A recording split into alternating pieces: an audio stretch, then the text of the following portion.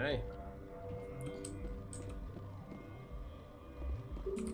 Well, let's just hope that it worked.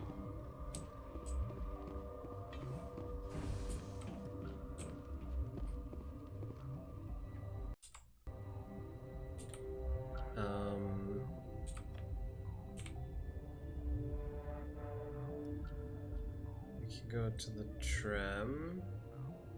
Or to the unrestricted area that I haven't checked out yet. That makes me totally unnerving. That was the area I wanted to initially check out, but then the whole Matriarch Venezia thing came up. So...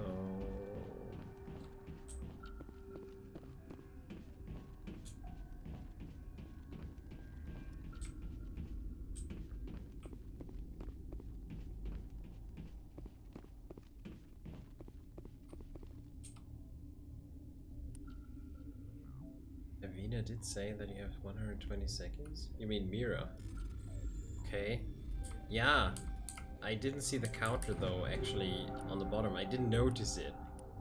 So... I figured it could be just...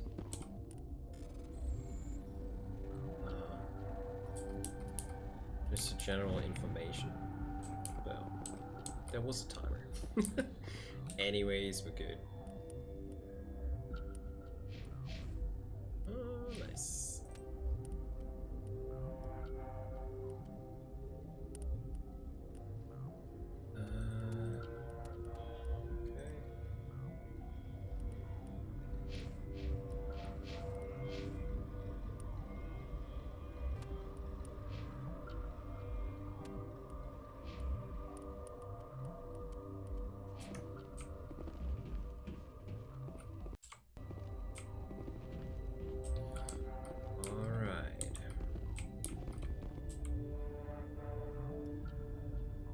Wait, what?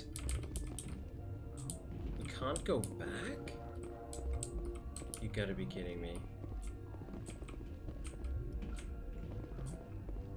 That means I'll never know what that restricted area is about.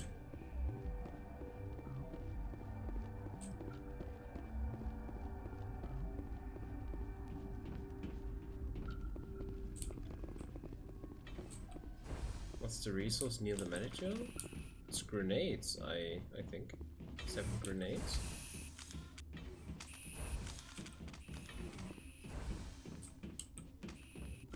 I guess so. Don't use grenades actually. I should probably. But so far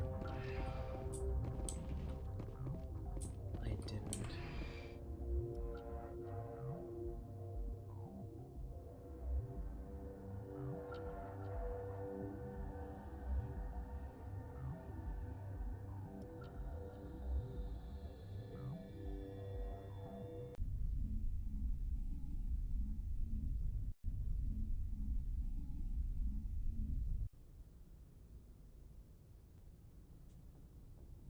What's our next move, Commander? Head for the Mu relay?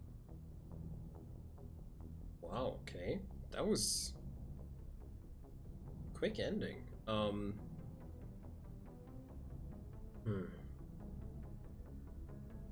Mu relay could link to dozens of systems. Unless we know exactly where Saren's going, we'd just be wasting our time. The Commander is right. We cannot rush off blind. We still need to learn more about Saren. Who put you in charge? Did the Commander resign when I wasn't looking? Ashley? Pull yourself together, please? We're all on the same team here, Williams. She's just trying to help. Sorry, Commander. Yeah. We're done here. Crew, dismissed. Novaria report is away, Commander. You want me to patch it through to the Council? Sure. Patch him through, Joker. Setting up the link now, Commander. Is this report accurate, Commander? You found Rachni on Novaria? And then release the Queen. Do you have any idea what you've done? How many generations until they overrun the galaxy? Huh. This Queen is different. She understands why her kind had to be wiped out last time around. I hope you're right, Shepherd. Our children's children will pay the price if you're not. We'll be waiting for your next report, Commander. Cool. I mean, the Tyrion was not cool with this, but he never is, so it's quite alright. Okay. Looking at the time. Yeah, alright. I think we should actually hear out the different, all the new codex stuff, and we should definitely talk to the whole crew, because I mean, a lot happened, so I'm curious what they'll have to say. Can I turn the thing? Oh yeah, wait. You mean this here?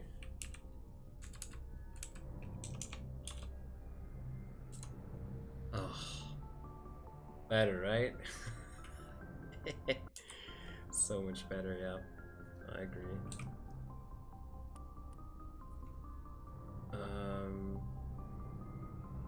Alright, I'm just gonna quickly turn the cam off for listening to that. I'll stay here though. And yeah, I'm gonna be back, and then we're checking out the crew, what they have to say, right?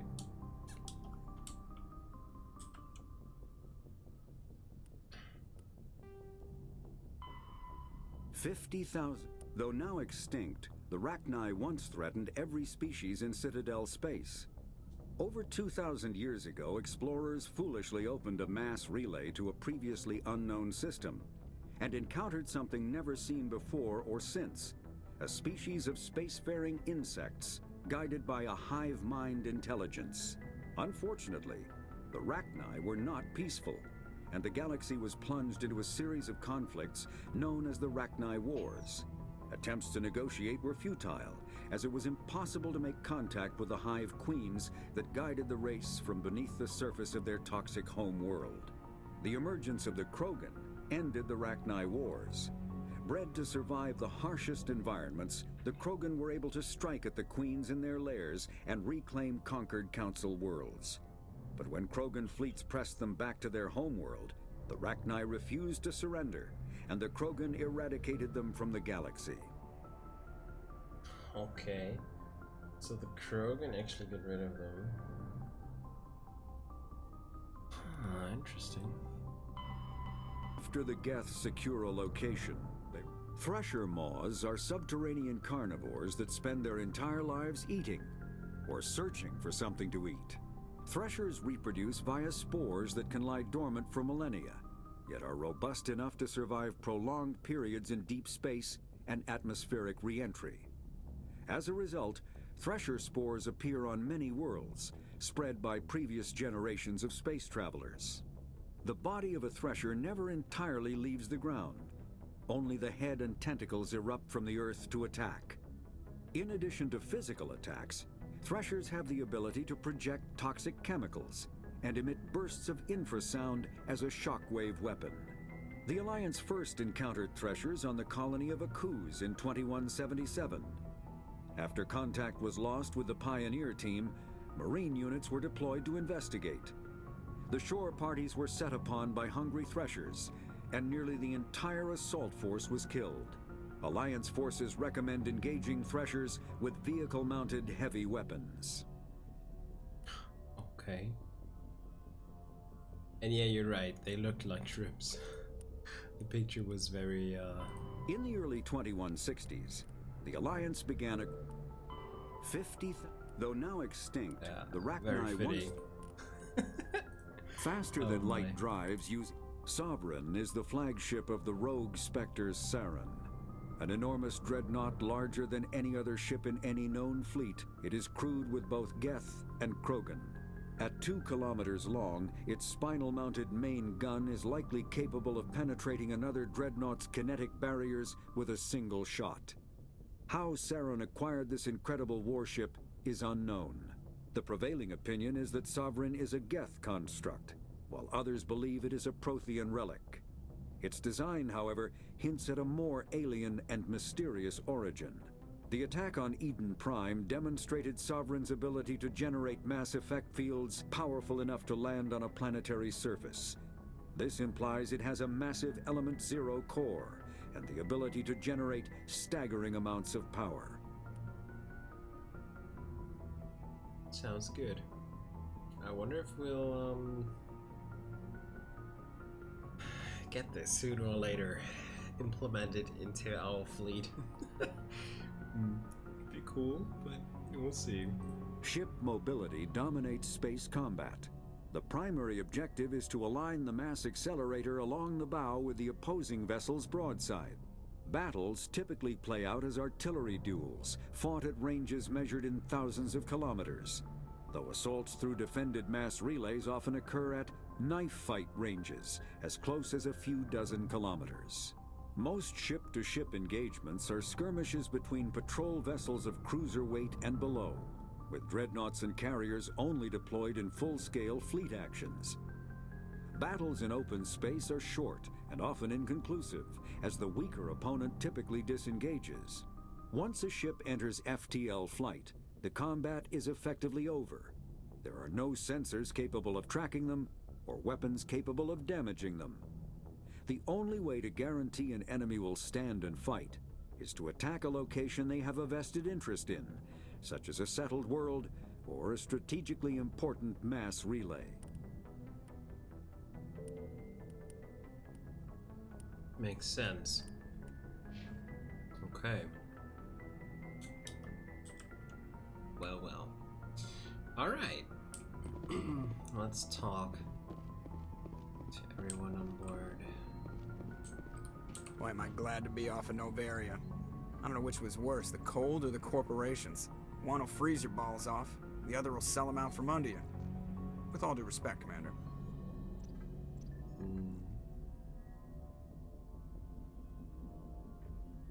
Okay, nothing new though, right? How's the Normandy performing? Is she everything they said she'd be? She's the best ship in the fleet. If you've got a pilot who knows how to handle her. Balance isn't what you'd expect.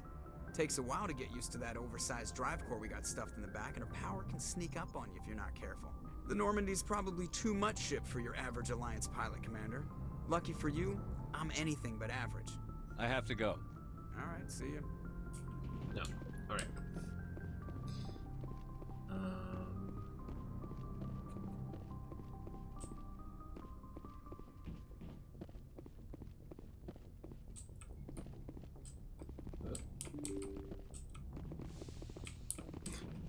Doors. A natural enemy.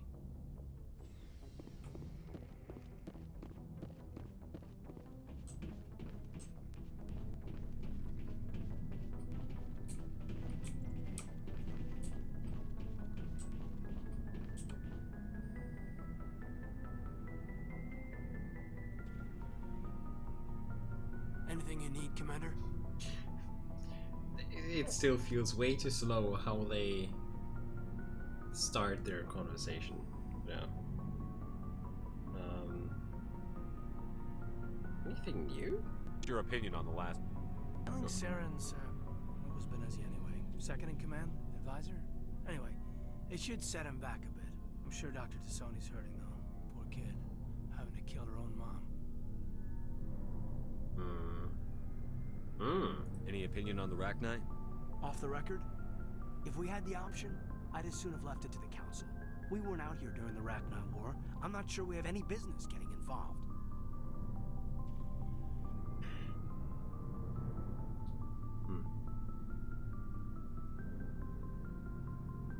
Trying to get a sense of where the crew's at. Well, they know about the stonewalling you've had from the Council. They know about the stonewalling you've had from the Council. They deserve to know what we're up against. They're on your side. They're pissed about the resistance we're getting, especially from our side. I'll have a better handle on all of it when my head stops hurting. Another L2 flare-up. Ever thought about going back under the knife? Maybe get an upgrade? No thanks, Commander. One slip and you can't remember your own name. The L2s spike higher anyway, My abilities would drop with pain-free L3s. And it'd be a cold day before I turn myself over to a Canadic subsidiary. Yeah, well, I can understand that. Rather live with the small amount of pain than deal with a fatal result. I haven't heard anything about Canadics in a while. Yeah, they quietly disappeared. Broke up into a bunch of little corps after they botched the training on Jump Zero. After first contact, Canadics was set up to track Element Zero exposures and develop implants for humans. Once we had an embassy on the Citadel, Canadics could bring in experts instead of taking it slow.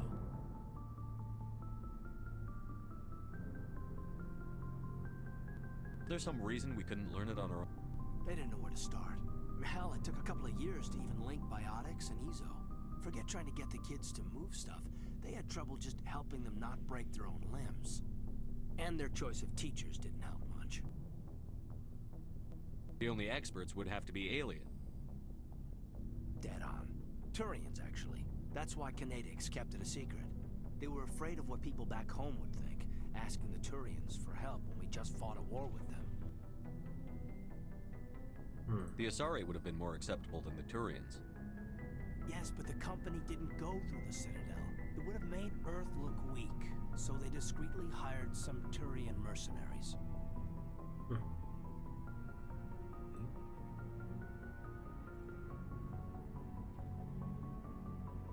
I'm sure Canadics did what they thought was best.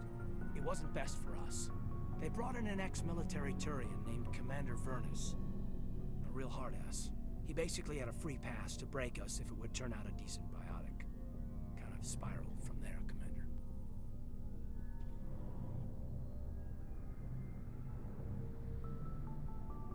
Did he ever face charges for that?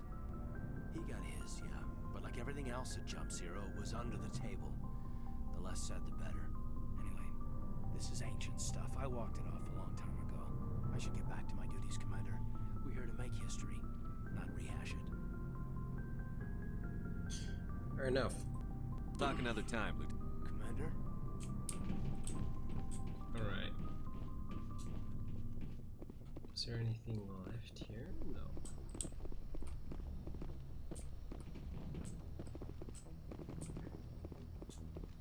Alright. The other one should be...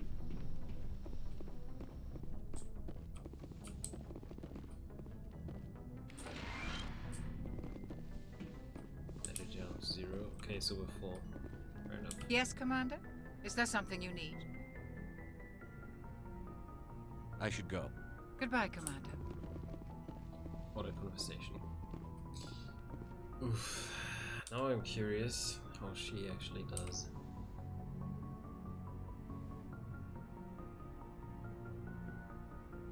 If you are here to talk about Benezia's death, you need not bother. She brought it upon herself. Don't pretend it doesn't bother you. She was your mother. She was. But she was not. I prefer to remember Benezia as she used to be, before she was corrupted by Sovereign's power. True. The best of your mother lives on in you. Her determination, her intelligence, her strength. That is kind of you to say. I appreciate your concern, but I am fine. Benezia chose her path, just as I have chosen mine. I am with you until the end, Shepherd.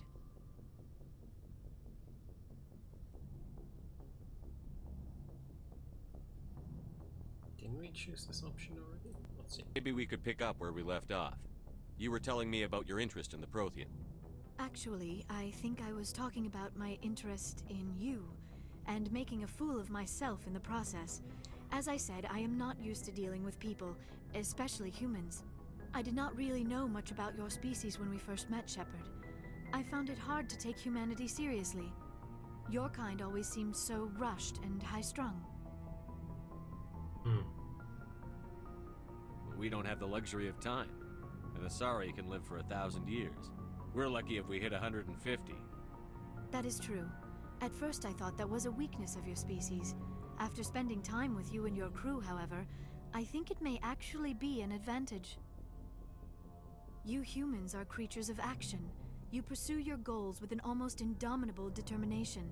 It is an admirable trait, but also an intimidating one. You're scared of us? Unfortunately, the rest of the galaxy sees humanity as something of a bully.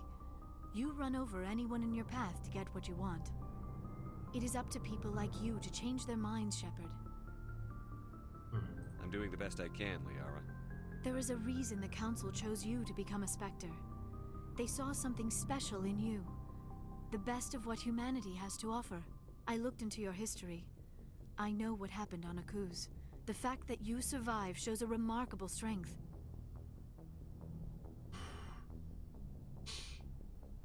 Well, it's actually appreciate that she is willing to learn something about us, but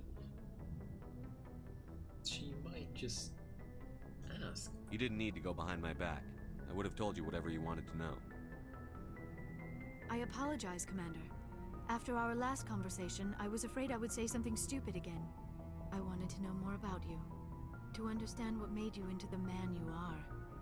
There is something compelling about you, Shepherd.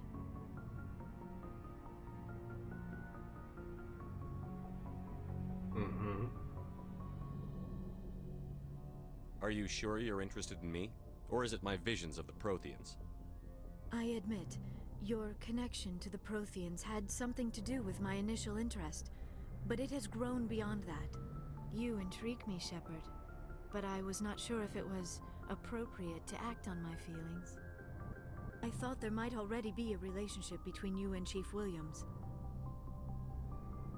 Whoa, straight to the point. Here we go. Okay. You're an alien. No. What the heck?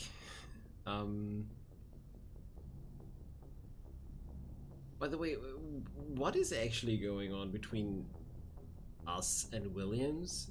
Like, nothing? Actually, nothing at all? So...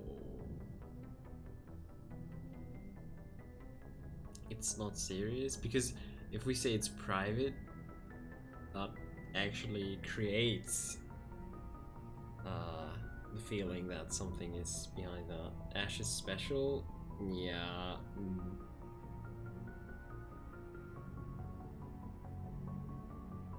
Williams and I are just friends, nothing more. My mistake, then. I am not as adept at understanding human relationships as I thought. But what about us, Shepherd? Is there a mutual attraction, or was I wrong about that too? Whoa. How's she so straightforward? I mean, it's not wrong to talk about these things, right? But she's straightforward, like, would you be willing to become my, I don't know, lover and scientific object?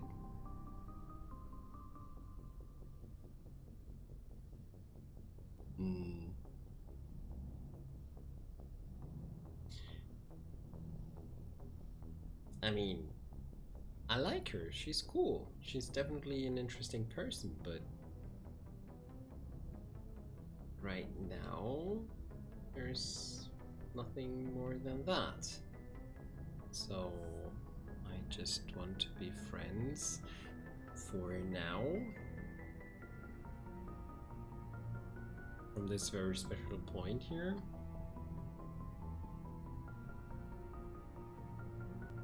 I'm not interested in you in that way, Lee. This is very embarrassing for me, Commander. Please, let's talk about something else. Oh. I should go. Goodbye, Commander. Wow, I feel bad now. But I was honest. I mean, I wish there was the option to just say this is way too early. Like, Could we at least have, I don't know, dinner first or whatever? Yeah. Maybe in these Saren is threatening the whole universe times. Not an option. Fair enough.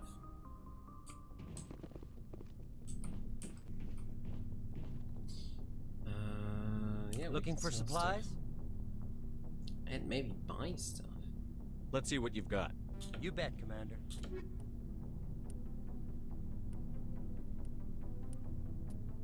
Pistol. Edge 5. It's worse. Okay.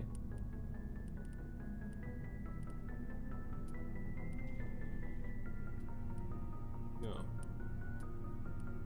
He's just selling much more worse stuff. Okay. So we can just sell.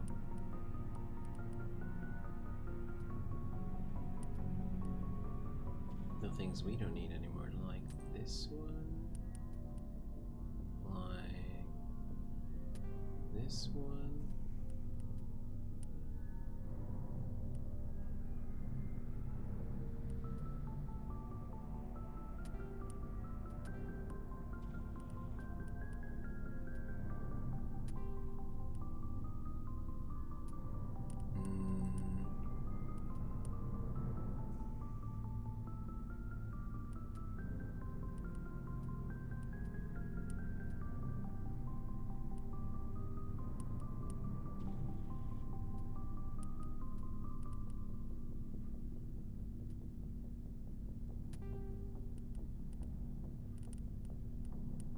Okay.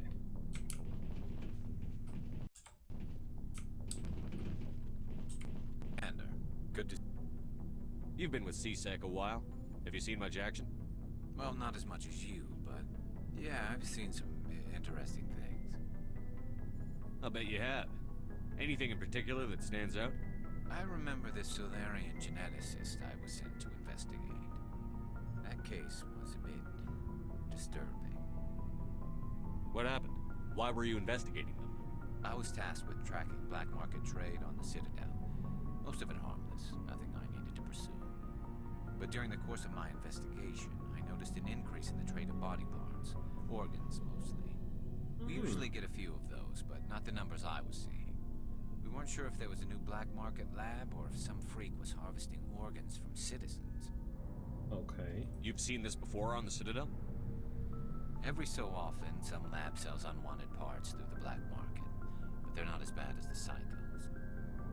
Remember this one L-Corps diplomat we caught in my first year on the job? He was hacking people up and selling their organs. Had the station in a bit of a panic. But this case wasn't that clear-cut. Turns out there was more going on than we first realized. So how did you figure out what was happening? First, we got a hold of a sample and ran DNA tests. The weird thing was, the match led us to a Turian who was still alive and was very convinced he'd never lost his liver. After a bit of digging, I discovered this Turian worked briefly for Dr. Salion, the geneticist. So I went to his lab hoping to find evidence of cloned organ development, but there was nothing. No Solarian hearts, no Turian livers, not one Krogan testicle. You're kidding, right? Why would anyone want Krogan testicles? Some Krogan believe that testicle transplants can increase their virility, counteract the effects of the genophage. It doesn't work, but that doesn't stop them from buying. They'll pay up to 10,000 credits each. That's 40,000 for a full set. Somebody's making a killing out there. What did you do about the geneticist? I brought in some of his employees for interrogation, to see if I could get them to talk. While I was interviewing one of them, I came across something suspicious. Yeah? Go on. One of my detainees started bleeding profusely during the interview. We offered to patch him up, and he got frantic, freaked out. Okay. I ordered a full exam to find out what was going on. Our medics found incisions all over his body, some of them fresh. That was our big break. These people weren't just Dr. Salion's employees. They were test tubes. Walking, living test tubes. Okay. He was growing parts inside these people? Exactly. He cloned their organs right inside their own bodies, then he harvested them and sold them off. Most of the victims were poor.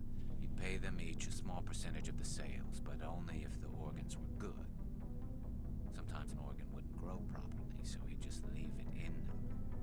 Most of them were a mess, but only on the inside, hidden so nobody could see it. Okay, that is somewhat sick. I hope he got what he deserved. That's the worst part. We never caught him. Why not? What the hell happened? He ran, blew his lab, grabbed some of his employees, and headed for the nearest space dock. By the time I found out, his ship was already leaving. He threatened to kill his hostages if we tried to stop him. But you went after him anyway, right? I ordered Citadel Defense to shoot him down, but CSEC headquarters countermanded my order. They were worried about the hostages, worried about civilian casualties if the ship was destroyed so close to the Citadel. I told them those hostages were dead anyway. We just used them to make more organs. But they wouldn't listen. Well, you can't get them all. No, but letting him get away like that. All they had to do was disable that ship, stop him from running. Maybe the hostages die, maybe they don't, but at least we stopped the bastard responsible for it all.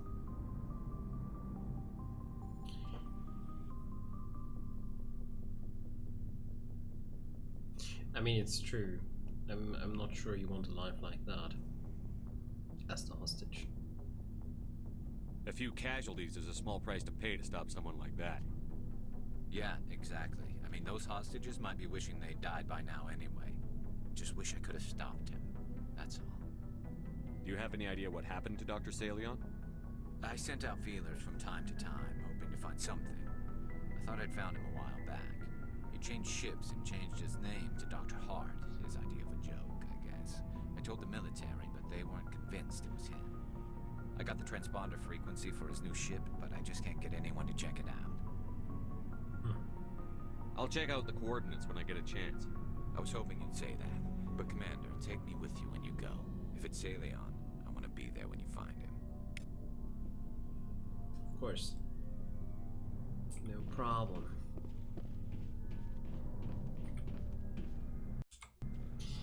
This will be interesting. Oh, before I go, you said you're serving with Commander Shepherd now? We saw him on the news here. He's cute. Later, sis. Tell me you didn't hear that.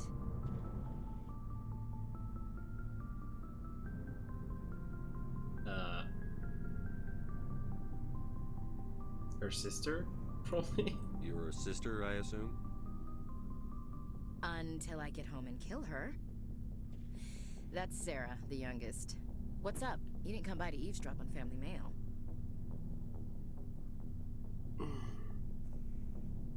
Your family seems to be important to you. Yeah, we've always been close. Me and my sisters especially. With Dad on duty so much, I had to help Mom raise them.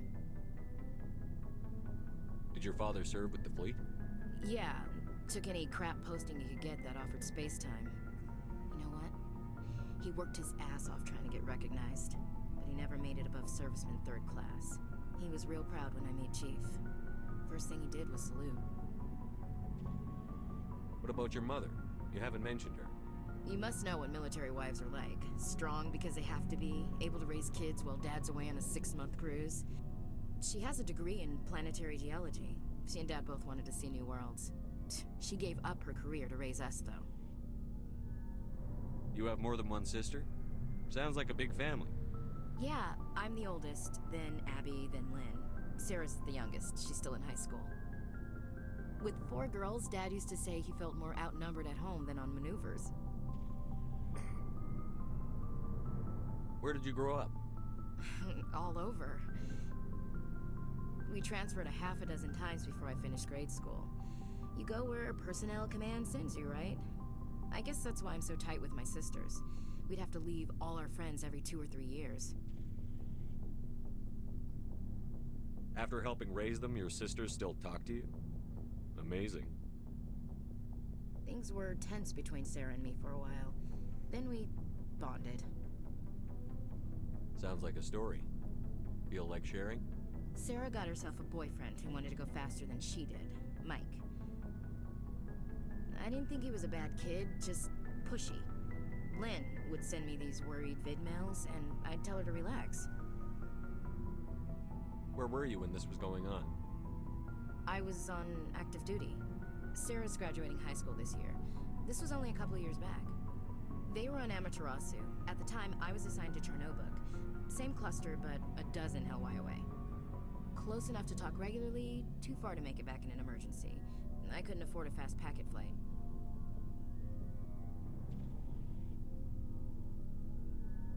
No means no. If he really liked her, he wouldn't be pushy. Yeah, of course. If he didn't ask at all, I'd wonder if he thought Sarah was ugly. Damned if you do, damned if you don't. Mike thought they'd go for a romantic walk in the woods, because he figured it was past time they did the deed. She levered Mike face first into a tree and left. Didn't have a scratch on her. Good thing Mom and Dad had us all learn some kind of self-defense. I took emergency leave and walked Sarah to school for a few days. Why didn't you tell the police? She said it wouldn't solve the real problem, and she and Mike would both become household names.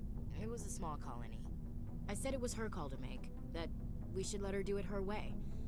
Mom was pretty pissed about that. You said all of your sisters learned self-defense? Lynn did pistol practice, but didn't like it. She's kind of nervous. Sarah took Aikido. Abby decided to learn the sword. She always was a little weird. Likes big skirts and tops you have to tie her into. They do great things to her figure, though. So, what did you learn? One of Dad's friends taught me Marine hand to hand.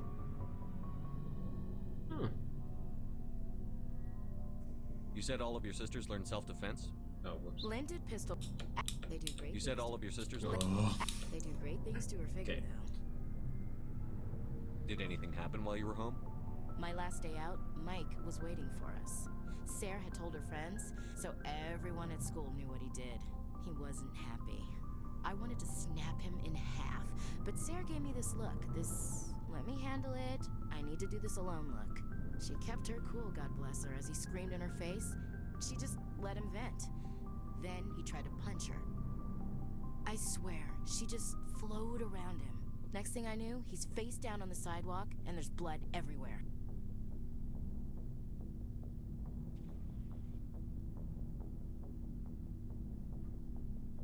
That's unbelievable. Sarah must be as good as you.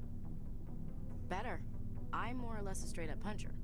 When he swung, she wasn't there anymore, and he fell. She helped him stop the bleeding and had me call an ambulance. She told the paramedics he fell. Before they took him to the hospital, Mike touched Sarah's arm. I thought he was gonna end up on the ground again. But he hung his head, whispered, "I'm sorry," and started crying. And she hugged him. The Williams women are a decisive bunch, Commander. We do things when we're ready. Not before, not after.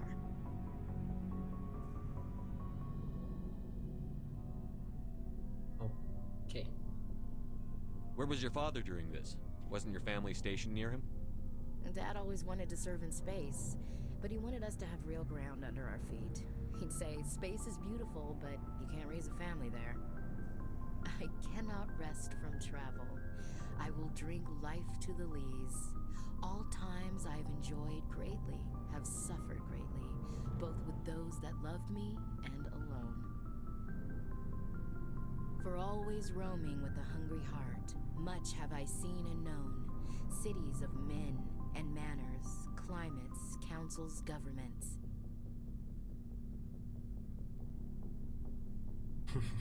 Bored now. I never thought I'd hear you reciting poetry. Just because I can drill you between the eyes at 100 meters doesn't mean I can't like sensitive stuff. Just don't spread it around. Ulysses was my dad's favorite poem. Every time he shipped out, he recorded me reading it. He had a dozen versions when he retired. Does he still like it? I sure hope so. I read it to his grave every time I go home. Dad passed on a few years back. He's probably still watching, though.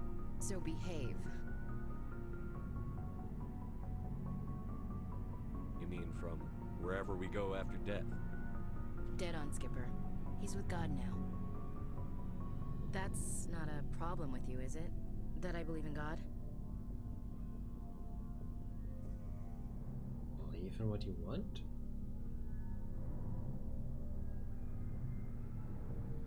I mean, everyone's free to believe what he or she likes. Your beliefs are your business. I'm your commanding officer, not your moral compass. Just my commanding officer, huh? We'll have to see about that. She really wants this, doesn't she? No means no.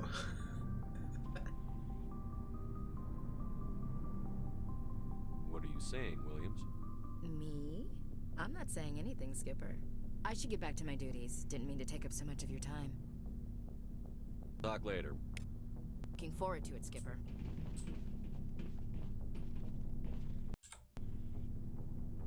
What do you want, Shepherd? Why did you become a mercenary? Lots of reasons. Such as? Such as, I needed to get out of our system. I needed to eat. I needed to survive. Why not stay and help your people? I tried to help. That's why I had to leave. What happened? I was betrayed. I was head of a small tribe. We were trying to restore order after the war, but the other tribes were against us. They followed Jared, one of the few warlords who survived the war with the Turians. But he was old, and so were his ideas. He wanted to continue the war. He wanted us to fight. Turians, Solarians, each other. It didn't matter who, as long as we were fighting. What did you want? I just wanted Jared to shut up, to stop his ranting. I wanted him to stop leading the tribes astray. But he couldn't understand how much things had changed. We didn't have the numbers to go to war. Even if we did, the genophage made sure we couldn't replenish our numbers fast enough. I told them all to forget about war. We needed to focus on breeding, at least for one generation. And for a while, we were getting through. Some of the tribes started coming around. I take it the warlord didn't appreciate that. No, he didn't. He arranged a crush with the tribes. A meeting on neutral ground. He wanted to talk.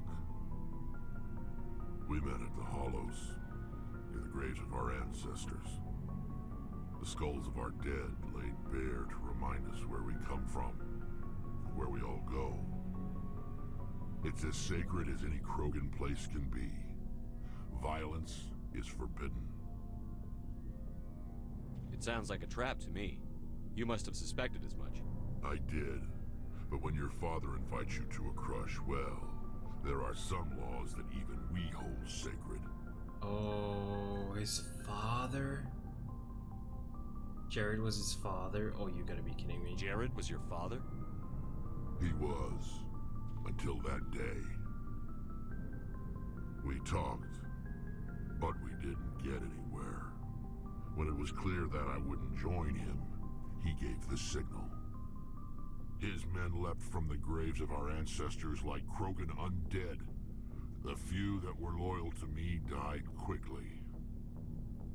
I escaped with my life, but not before I sank my dagger deep into my father's chest. That is why I left, and that's why I'll never go back. Yeah, I understand. So long, Rex. Shepherd. Tough stuff.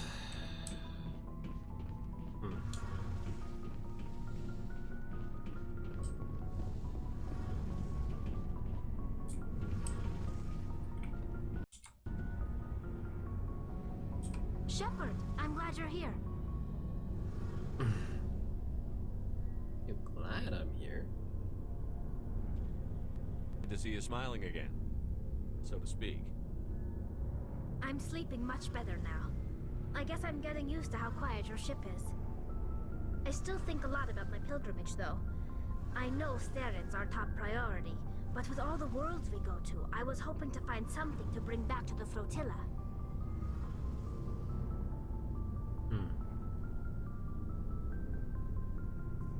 What are you hoping to find? Usually, people bring back something like a derelict ship we can use for salvage. But I need something bigger. There's a lot expected of me. Okay, why? What's so special about you? It's my father. He's the senior member of the Admiralty Board. He's one of only 5 people who can overrule the decisions of the Conclave for the good of the migrant fleet. My father is responsible for the lives of 17 million people. Our entire race is in his hands, and I'm his only child. So are you some kind of heir to the Quarian throne or something? No, it doesn't work that way. My father's position isn't hereditary. I'll probably never serve on the Admiralty Board myself. Officially, I'm just the same as any other citizen. But it doesn't work that way in practice.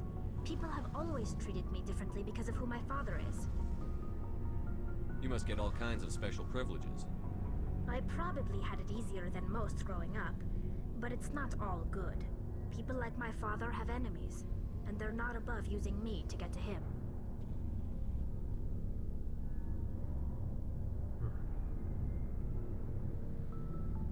It must be tough on you. My people place a high value on family and ancestry.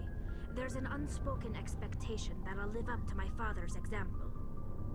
Everyone's waiting for me to do something great on my pilgrimage, something that will forever change our lives for the better. If I don't, it's like I failed, and that reflects badly on both me and my father. I was exactly thinking that. What if we just saved the galaxy? Yeah. Exactly my thought. The work you're doing here is more important than anything any Quarian has ever done before. Yes, I know. But you have to understand Quarian culture. We're a very insular society. The events beyond the flotilla don't much matter to the average citizen. Our greatest dream is that one day we'll return to our homeworld and drive out the Geth. But even if we stop Saren, that's not going to happen. There's still millions of Geth behind the veil. Until they're gone, our exile will continue. What would you need to bring back to make everyone happy? Something that would help us better understand the Geth. They've changed significantly since the exile. They've continued to evolve. We've done our best to study them, but it's not easy. They're very reclusive. Until recently, they never went beyond the borders of the Veil. And all the Geth we run into now are under Saren's control. We'd need to find Geth operating on their own, independently. But I don't want this to get in the way of our mission, Shepherd. First, we stop Saren. Then I'll worry about my own problems.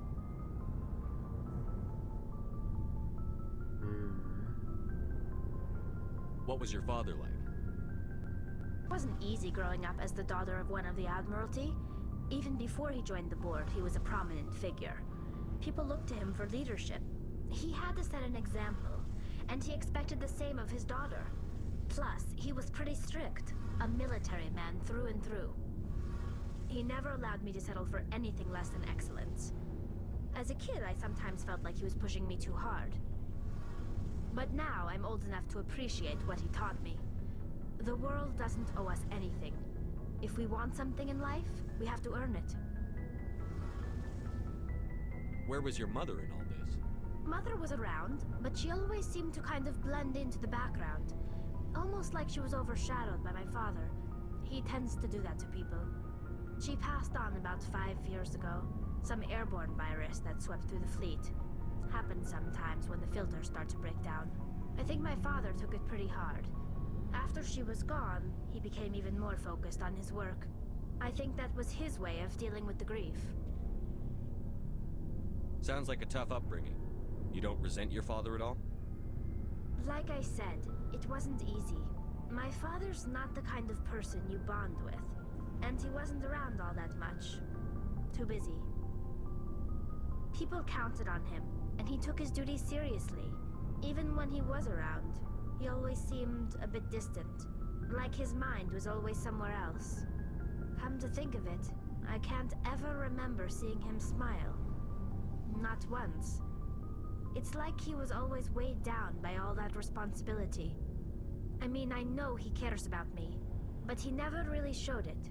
Not in the usual way. I guess the best thing I can say about my father is that I respect him. I want to talk about something else. Like what? I should go. See you later. Oh, a level up.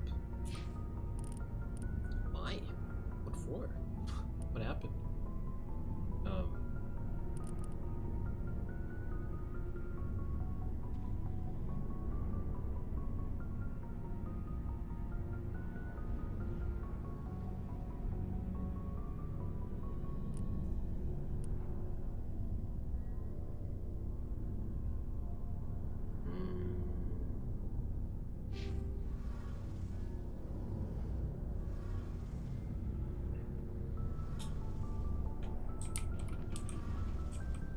Okay, we can't see that.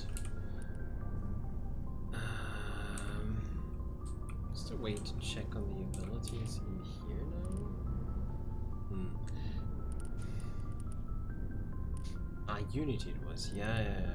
Master Unity restores dead squad members. Okay. Okay, so this actually doesn't heal. It just brings them back to life. Let me see. Yeah, let's get that. And this one would heal.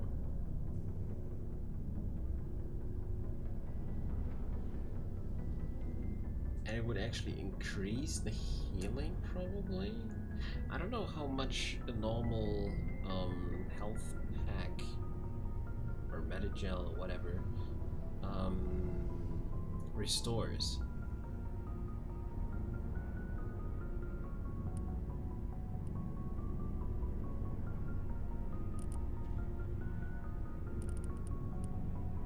We have to put 2 points in here though to unlock the first aid anyways, so we're gonna do it like that. Okay, well, interesting. So Williams and Liara are already, let's say, interested in us.